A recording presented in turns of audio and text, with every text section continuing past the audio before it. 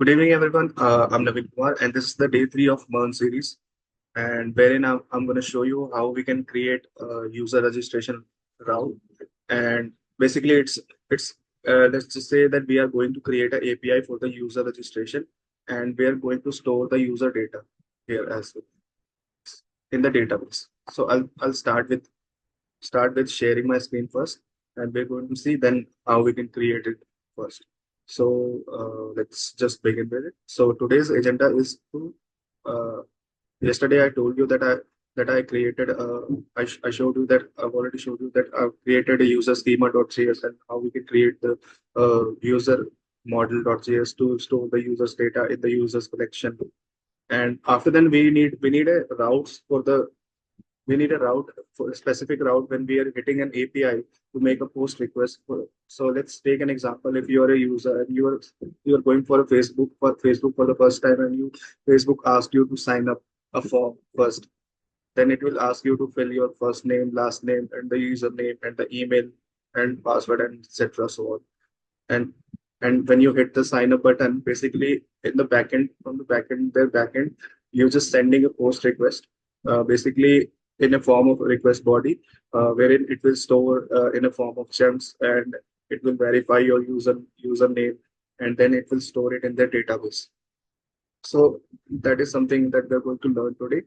And for that, I'll say I'm going to create a user router for the registration and the login. Not for the login.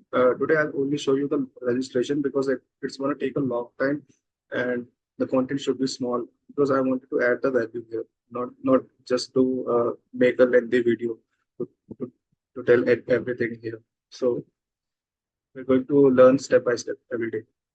And I'm going to test my API on the Postman app using the Postman.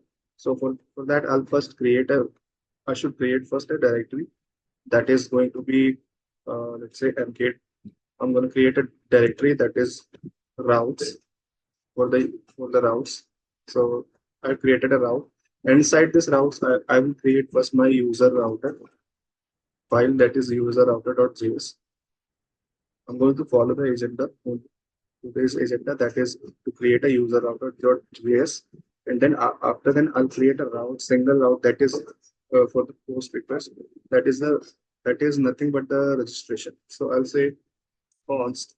Uh, for that I need an express one more time to make a, because we're going to create a route. So for that I'll say express is equals to, I need to import it first, the express, and let's say express, and then I'll say const user. I'll take a variable first. Inside this, I'll call this express dot router, because inside express we have multiple routes, and so I'm calling it the specific one, that is router for the user router. So I'll say now I'm going to create a first registration. So I'll say user router dot post, and I need to define my API endpoint here. So I'll say slash, and whatever we when we provide our URL, then after then URL, you mostly usually you most of the time you see that after that any URL you see this slash, and then any endpoint. So I'll say registration, or let's say I'll say sign up sign up, and I need to provide a async function here. So I'll say request response. So this is my basically a kind of registration route is created here. And I need to export it as well first. So I'll say module.exports user router, and it will ask you when you sign up first for the first time, and when you fill your details, and when you hit that sign up button, ultimately it will you are making a post request in the form of a request body, because I'm going to store it in a form of request body. So I'll take that request body first, and we'll take user data on the basis of the schema which we have already created here. So I've already created this schema, that is username, email, and password. It will only ask these three things. So I'll say username, password, and just a second, I'll say email. These three things we have in our schema. So it will only ask these three things in the request, in the form of request body. When you fill any form and you will see that uh, when you're making a post request, it will only sending you these based on the schema. So I've got my I've got my credentials here. So and now I need to check that whether it is a I need to hash those password. I need to encrypt this password first. So for the encryption, we need something for the first. Let me just first handle the error here. So I'll say res dot status. So to handle any error, you need to add the status code as well, and then then I'll say I'll send a message here. So I'll say message, and which specific message I need to pass this argument here. Whatever the error I will get a specified error, I will simply just define it here. So now I need to check that my basically I need to specify that I need to hash the password first. So for the to hash the password, I've already show you in my README file that we need these six packages. So for the to hash the to encrypt that password, we need this package called name decrypt. So let me just show you the documentation. This is how we can install it and how we can basically encrypt that password. In terms of technical terms, we can say that we need to hash that password. So to hash that password, we have this technique. I'll simply just copy paste it. You don't need to remember anything. You just need to check out the documentation and you can simply just follow the steps. So I'll say decrypt.hash password. And here I will provide my password as a payload. And salt round is nothing but how many times you want. You can provide in any number, how many times you want. And this function should be async function. And I'll say error. It has two arguments, that is error and hash. And in case of any error, if we get any error to hash encrypt any password, I'll say simply error, and I need to handle that error. So I'll say return res dot status, and I'll say 403. 403 is for something when you get any error. So I'll say, and to handle any error, any particular error, you need to just provide that error message. If you don't know how you can handle the error, and in case if you don't get any error, then you need to simply just store this uh, hash password in your model. So I'll say const new user is equals to user model. You need to import that user model from here. So I'll say user model. I've already imported it, and now I need to create it. User model dot create. I'll say user model, and I need to store this username from here from the request body, and then I'll say email, and then I need to store the password, but not this. But this time there is a catch that you don't need to you don't need to store your password. You need to store a encrypted password, and for that you need to store this hash. I'll say I'll only pass this hash here, so it will store it. It will store that password hash that encrypted format. In that encrypted format, it will store it inside this password key.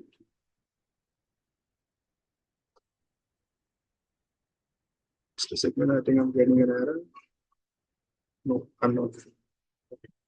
Oops. I need to pass this arrow function here. Yeah.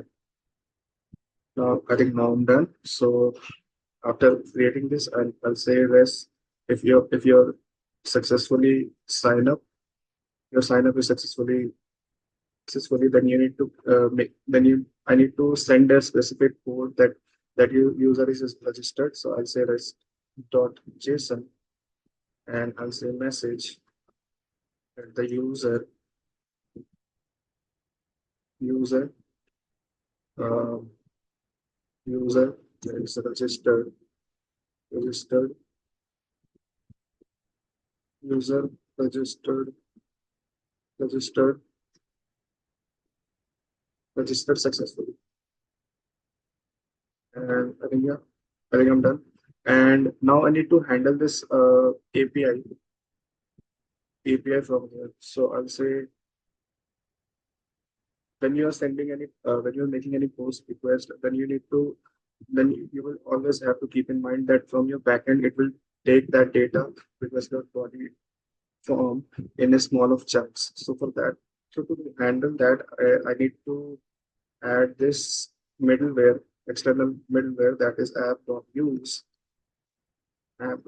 express.json. This is a middleware that will pass that data in the format of JSON, and then I'll say dot uh, app.use. Again, now I need to pass that API. After that API, we can handle our endpoint. So I'll say slash user user, and then I'll say now I need to pass my router here. So I'll say user router. Just a second. I think I'm not getting. Just let me check whether it's something mistake. Okay, so it does not. Okay, now it is exported.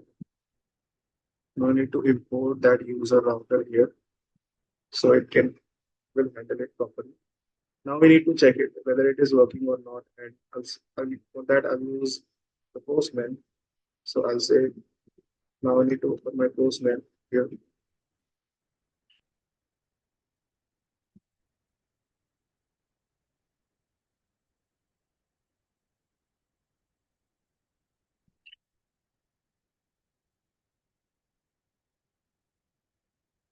Okay, I think it's taking a time.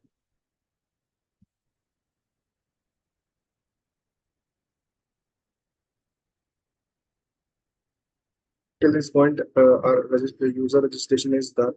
Now we need to just hit that API and we need to check whether our API is working or not. So I'll say now I need to check first. So now let's see how we can basically hit this API. So initially it says that in my Postman it says that my bcrypt is not defined. So I need to define it first in my user router. So I'll say bcrypt. I think it's not defined here. So I'll say const bcrypt. I should define it first. Required. So I'll say bcrypt. Okay. So my bcrypt is defined here. So I'll say now I need to check whether my API is working or not. So if I hit this API, now it says that it shows that my user registered is successful. So my now now we can see that what I'm getting in my what kind of data I'm getting in this request body. So I'll say request dot body. If I console log this, let's see if I hit this enter. Now it will show me in my server side. So I need to open my terminal. Yeah, you can see that in my terminal, it says that I'm getting this data. I'm basically sending this data from my Postman. So this is how we can learn that how we can register the user. But till this point, everything is considered that we are able to register the user in our database. And tomorrow we'll learn about how we can basically log in. And after then, I'll show you something very exciting, that is how we can basically use the authentication and authorization for a specific. So till this point, thank you.